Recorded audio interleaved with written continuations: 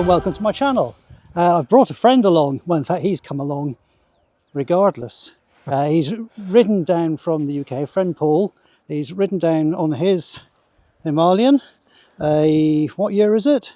2021. It's just the last Euro 4 before the Euro 5s came out. So he's taken, I think, 3-4 days to ride down from the UK, and we're going to have a few days of travelling around. And we've done this morning Castle in Villena. Vienna, yeah. Yeah, and behind us is Biar Castle, which is quite impressive.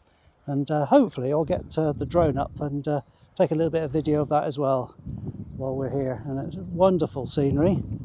Beautiful, beautiful, Yeah. Absolutely beautiful. How many miles has your bike done now?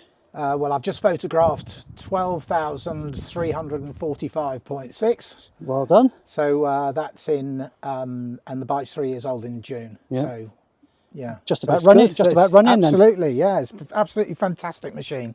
Excellent. Fantastic. Well, let's take some drone footage, and then we need a coffee. Desperately need a coffee. Absolutely, absolutely.